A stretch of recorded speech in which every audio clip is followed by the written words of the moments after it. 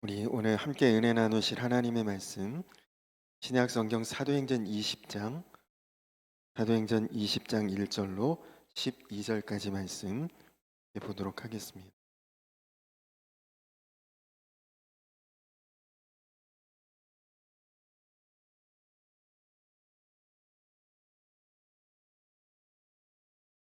신약 성경 사도행전 20장 1절에서 12절까지 말씀.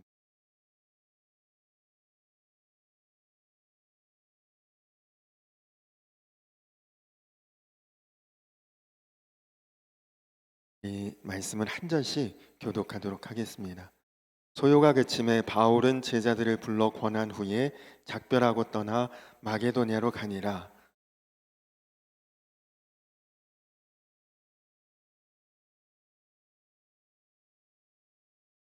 거기 석 달 동안 있다가 배 타고 수리아로 가고자 할 그때에 유대인들이 자기를 해하려고 공모함으로 마게도냐를 거쳐 돌아가기로 작정하니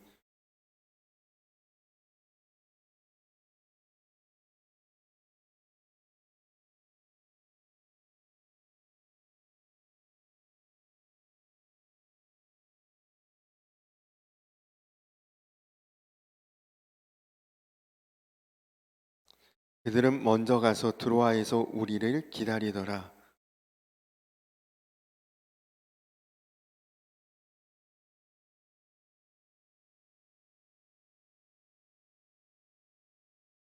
그 주간의 첫날에 우리가 떡을 떼려 하여 모였더니 바울이 이튿날 떠나고자 하여 그들에게 강론할세 말을 밤중까지 계속하매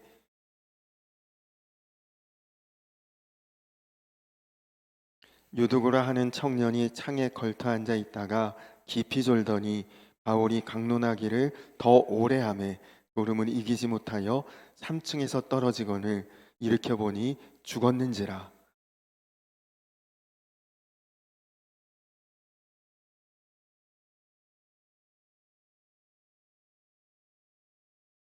올라가 떡을 떼어 먹고 오랫동안 곧 날이 새기까지 이야기하고 떠나니라.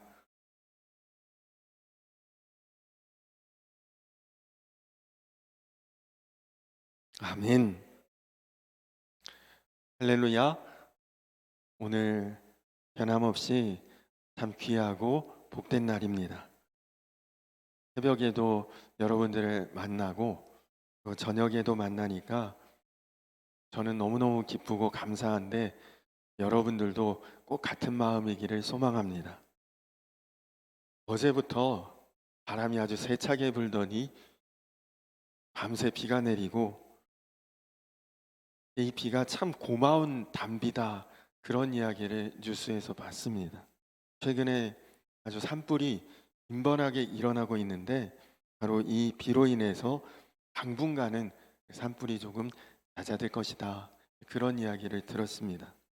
그러나 많은 분들이 한편으로는 이렇게 아름다운 꽃들이 활짝 다 폈는데 보지도 못하고 누리지도 못하고 만끽하지도 못했는데 이 비 때문에 벌써 꽃잎들 다 떨어지고 그리고 꽃들이 저무는 것을 못내 아쉬워하고 있습니다. 물론 저도 그렇습니다.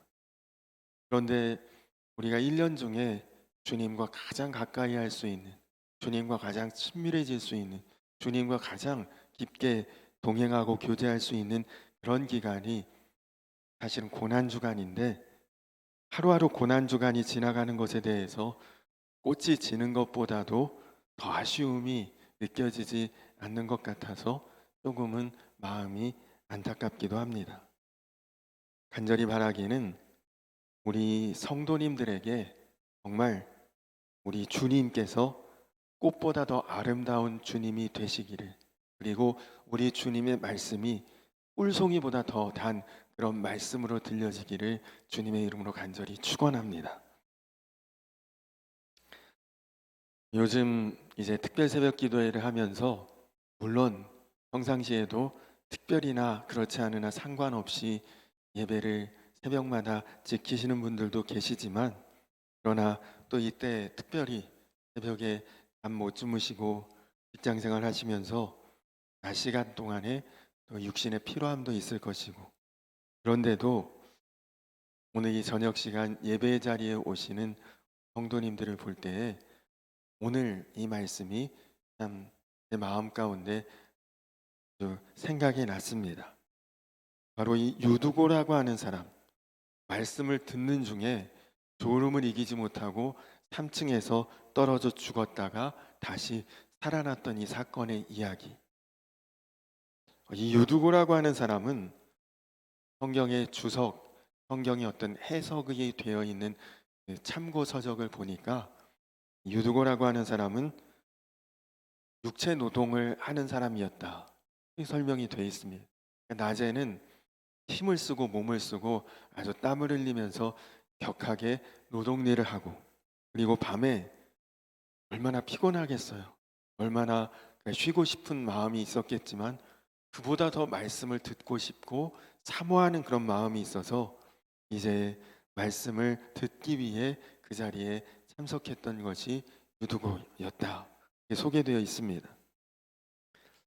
제가 오늘 이 본문을 보면서 여러분들에게 전하고 싶은 말씀은, 육신이 피곤한 채로 왔다가 놀았고, 그리고 그래서 떨어져서 죽었는데 바울의 정말 신적인 권능과 능력으로 죽은 자가 살아났다. 이것을 여러분에게 전하려는 것이 아닙니다. 사도행전 당시에, 초대교회 당시에 얼마나 하나님의 말씀을 사모하는 그 마음의 간절함이, 그 마음의 기대함이, 사모함이 있었는가를 오늘 말씀을 통해 우리가 보아야 한다는 것이죠. 바울이 평소보다도 설교를 아주 오랫동안 긴 시간 했었던 것 같습니다. 9절에 보시면 바울이 강론하기를 더 오래 하매 졸음을 이기지 못했다. 그렇게 기록하고 있죠. 바울이 다른 때보다 설교가 좀 길어졌던 거죠. 왜냐? 우리가 그 앞에 굉장히 긴 말씀들이 읽었는데 사도 바울은 지금 3차 전도 여행을 하는 중이었습니다. 그 중에 드로아에 이르렀을 때에 한 주간 설교를 하고 이제 내일이면 떠날 날이에요. 그러니까 오늘 이 밤이 그 지역에서는 마지막 설교이고, 사도 바울은 자신이 이제 예루살렘에 들어가서 붙들리고 나중에 로마에 가서 죽을 것을 직감했는지 드로아에는 이제 내가 다시 못 올 것이다. 여기서 이 사람들을 만나는 것은 마지막이 될 것이다. 그 생각이 들어서 아마 그가 마지막 설교, 유언 같은 설교를 하느라고 그 밤에 아마도 긴 시간 진지하게 그리고 간절한 마음으로 설교를 했던 것이죠. 그런데 이제 예배를 드리면서 성찬식을 하는데 그 당시에는 뭐 성찬 이런 용어가 없을 때이니까 그냥 떡을 떼러 모였다. 그렇게 지금 말씀에 표현이 되어 있죠. 사도 바울은 이제 떡을 떼어 음식을 나누고 말씀을 나누면서 두 번 다시 못 만날 이 사람들에게 정말 하나라도 더 자기가 깨닫고 경험하고 체험한 말씀을 하나라도 더 전하고 알리고 그리고 함께하기 위해서 아주 설교를 간절한 마음으로 길게 했었던 것 같습니다. 그런데 큰일이죠. 여러분, 우리가 이 예배를 드리던 중에 누가 갑자기 쓰러졌다. 우리가 얼마나 당황스럽겠습니까? 근데 사람이 3층에서 설교를 듣다가 떨어져서 죽은 거죠. 이 사도행전은 누가라고 하는 사람이 기록했습니다. 이 누가는 직업이 의사 아닙니까? 웬만한 사람이 봤을 때 죽었다 그래도 사실은 정말 기절했을 수도 있고 죽은 것처럼 보였지만 그렇지 않을 수도 있는데, 누가가 봤을 때 죽었다 그러면 이건 진짜 죽은 거죠. 그는 의사이고 사람 생명을 는 이제 진단할 수 있는 사람이니까 누가가 봤을 때 죽었다라고 표현한 것은 사실입니다.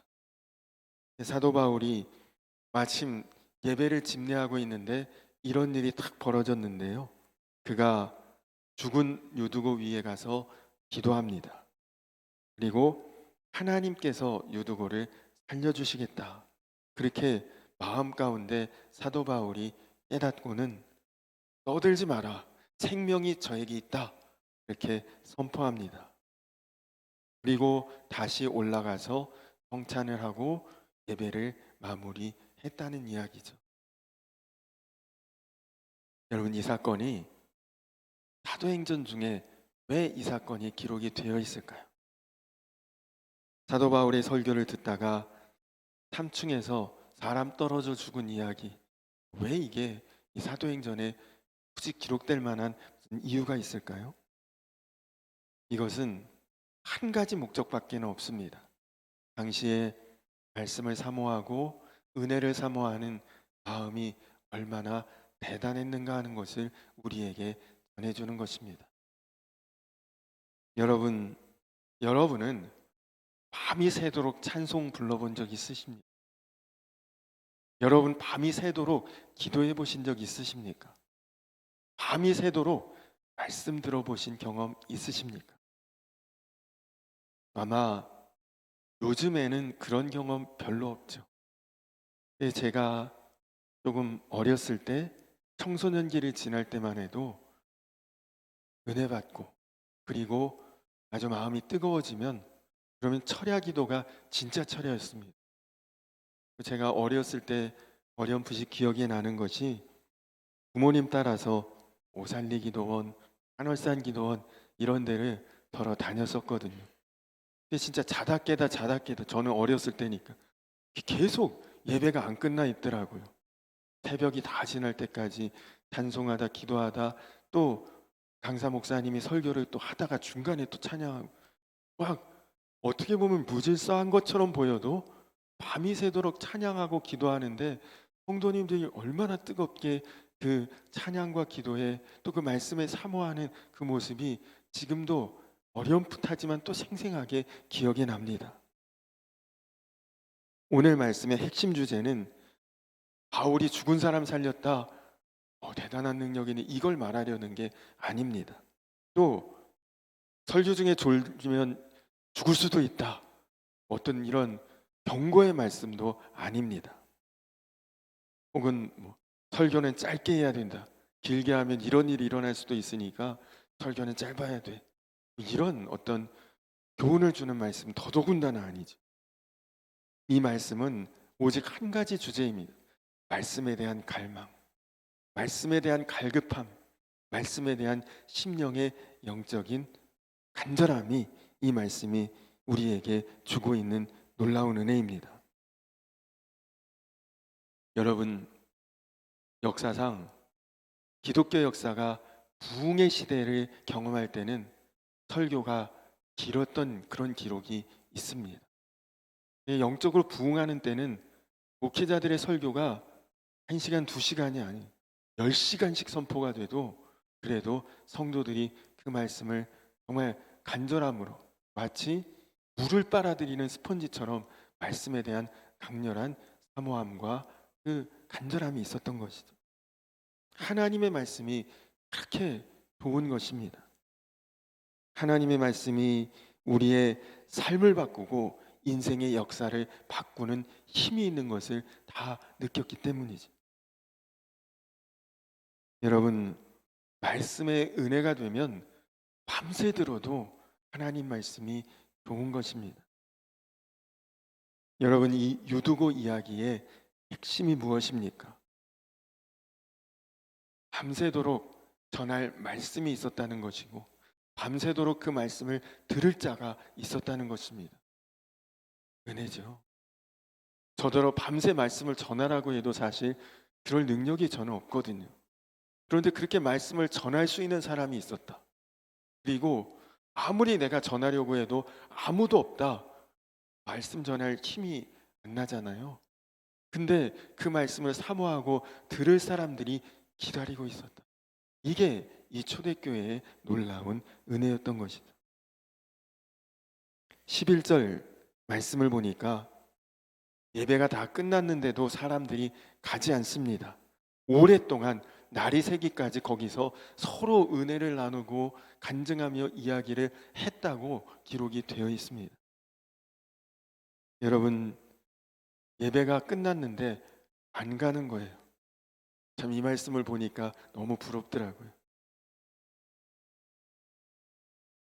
저는 우리 교회가 참 너무너무 귀하고 아름답다고 생각하는데 여러분들도 다 그러시죠? 저희 교회가 정말 너무너무 아주 아름답고 귀한 곳이라고 이 지방 목사님들도 이구동성으로 이렇게 부러워하고 이야기를 합니다. 그런데 정작 우리 교회를 섬기고 있는 교회의 주인이신 우리 성도님들은 교회에서 빨리 떠나기를 그렇게 좋아하시는지 모르겠어요.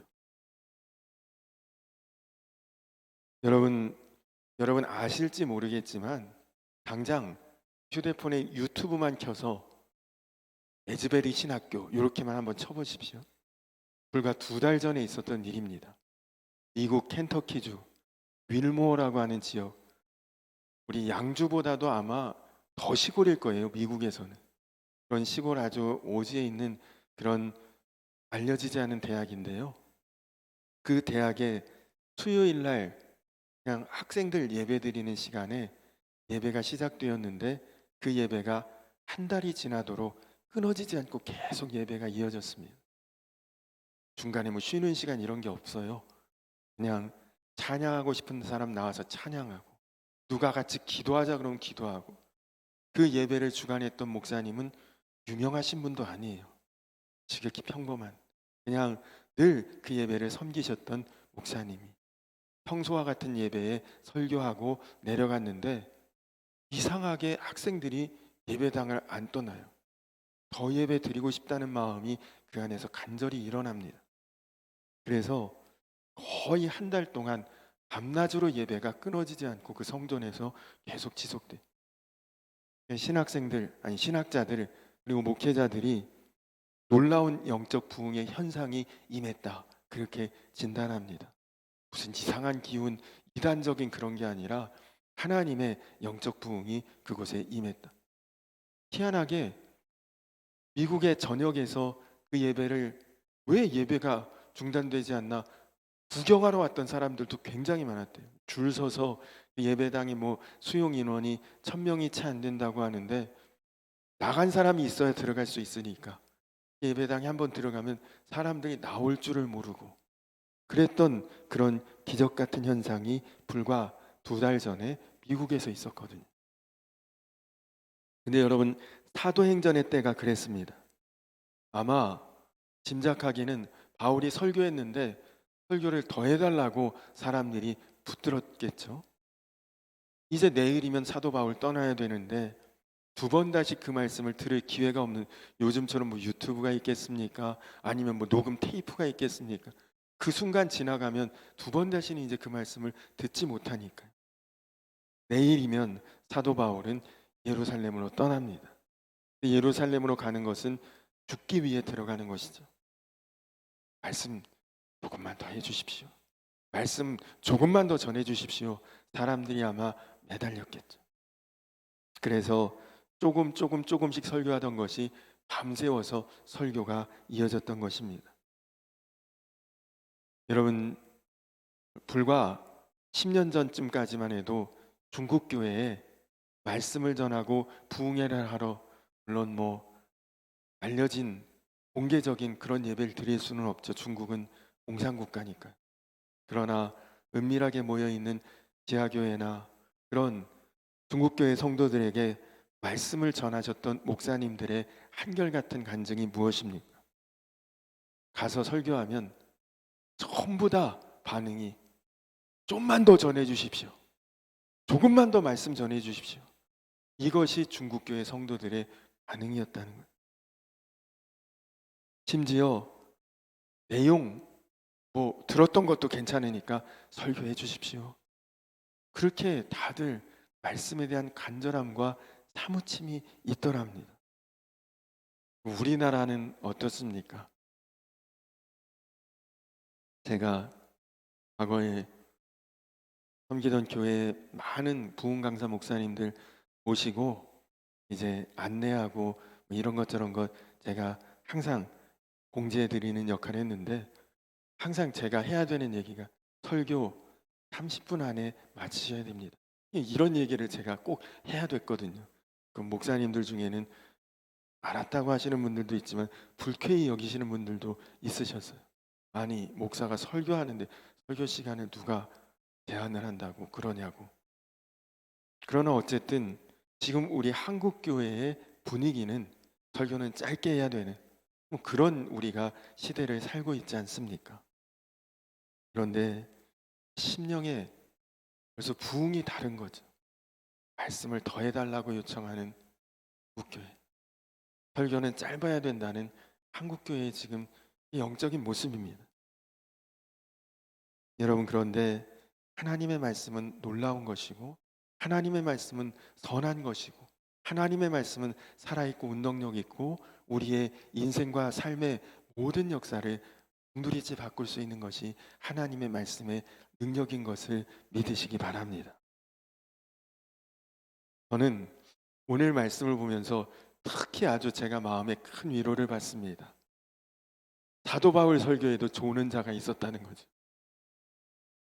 바울도 설교할 때 조는 사람이 있었다면 내가 설교할 때 조는 분이 있다는 것도 또 뭐 그렇게 실망할 일은 아니구나 그런 생각이 들어요. 근데 여러분, 바울이 설교할 때 재밌었으면은 유두고가 졸았겠습니까?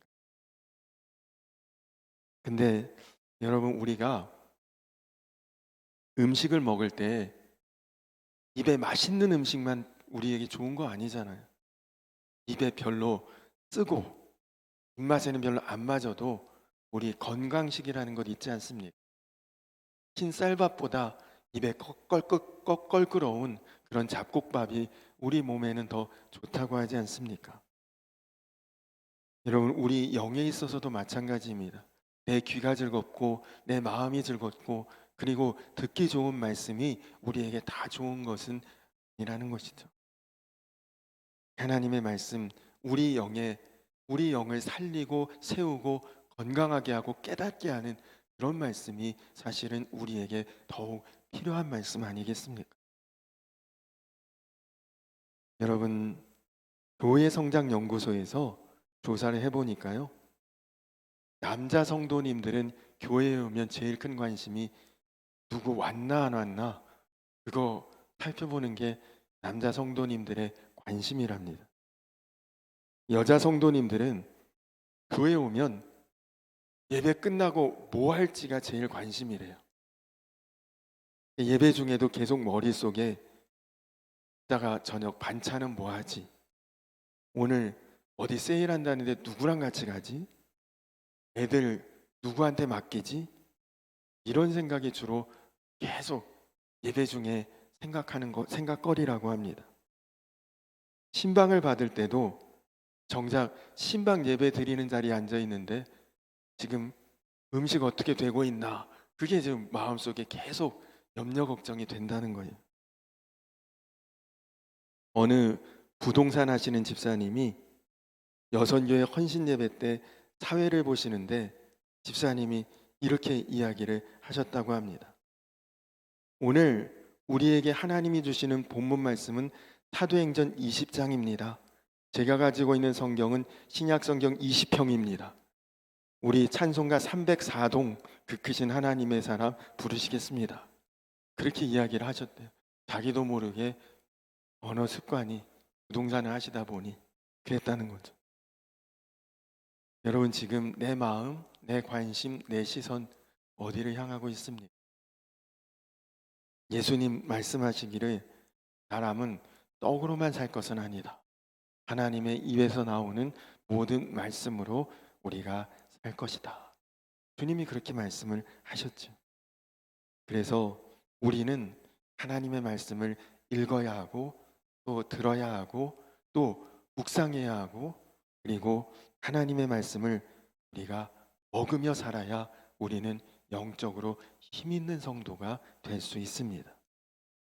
여러분, 음식이 우리 삶의 원동력이 되듯이 하나님 말씀은 우리 영의 원동력이 되는 것이니까요. 어느 목사님이 이런 이야기를 했습니다. 천국에 가보면 성경을 통독하지 않은 사람이 50%는 될 것이다. 창세기부터 요한계시록까지 한 번도 완주해서 읽어보지 않은 그런 사람이 천국에는 절반이 넘을 것이다. 그런 이야기를 하셨거든요. 그만큼 우리가 말씀을 보고 묵상하고 사모하는 마음이 많이 약하다는 것이죠. 그러나 여러분, 성경은 지금도 세계에서 가장 많이 팔리는 서적 동의 1위가 성경입니다. 베스트셀러요, 스테디셀러. 그냥 어느 한 기간 한순간 반짝 아주 사람들이 찾는 그런 책이 아니라 지난 수백 년 세월을 가장 많이 사람들에게 읽혀지고 있고 팔리고 있고 그리고 여전히 인쇄되고 있고, 유대인들은 물론 그들은 기독교인은 아니죠. 유대교인이고 구약 성경을 이제 그들은 믿고 있는 사람들인데, 이 사람들은 어릴 때부터 아이들이 말씀에서 율법이라고 토라라고 말합니다. 토라를 떠나지 않게 하기 위해서 어릴 때 토라 율법책에 꿀을 발라 놓는데요. 애들이 성경의 뭐 내용을 읽고 아는 것이 아니라 일단은 붙들고 입에 좋으니까 그것을 뜯어 먹을 수는 없지만 핥아 먹으면서라도 성경책을 붙들고 살도록 하기 위해 그렇게 한다는 것입니다.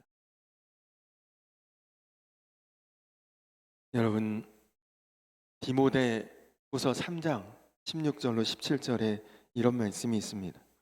모든 성경은 하나님의 감동으로 된 것으로 교훈과 책망과 바르게 함과 의로 교육하기에 유익하니 이는 하나님의 사람으로 온전케 하며 모든 선한 일을 행하기에 온전케 하려 함이다.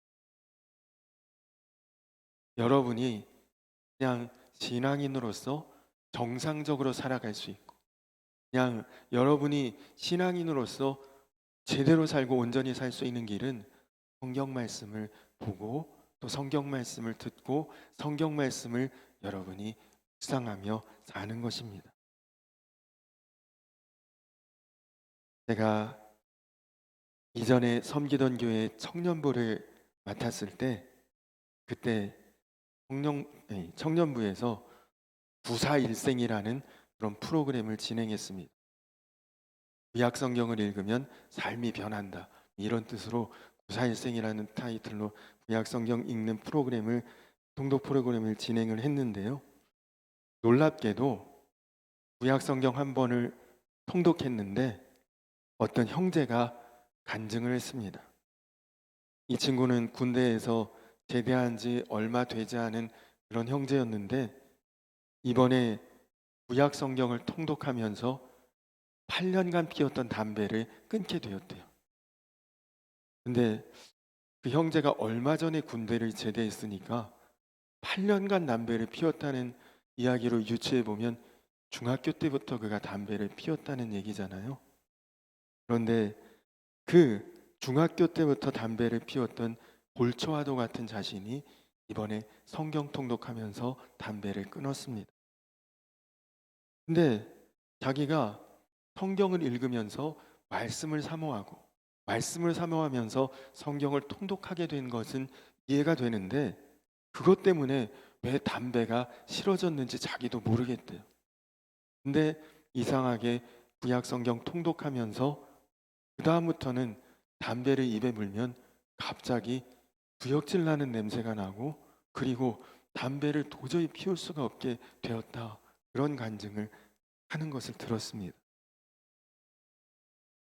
여러분, 하나님의 말씀은 영이 살아있음을 믿으시기 바랍니다. 여러분, 우리가 살아가는 세상이 너무 혼란스러워요. 너무 어수선하고 아주 어지럽고 뭐가 진리다, 뭐가 정답이다, 가치관이 아주 혼란합니다. 옛날에는 우리가 결혼도 남녀가 하는 것으로 그렇게 다 알고 있는데 요새는 뭐 같은 성별을 가진 사람끼리 결혼하는 것도 어디서는 어느 나라는 다 허용이 되기도 하고 그런데요. 가치관이면 혼란스럽죠. 여러분, 우리에게 바른 길, 진리의 길, 온전한 길, 정확한 길, 오직 바르게 일러줄 수 있는 한 가지 가치관, 한 가지 길을 제시해 줄 수 있는 그것은 성경밖에는 없는 것입니다. 그래서 모든 육체는 풀과 같고 모든 영광이 풀의 꽃과 같으니 풀은 마르고 꽃은 떨어지되 주의 말씀은 세세토록 있도다.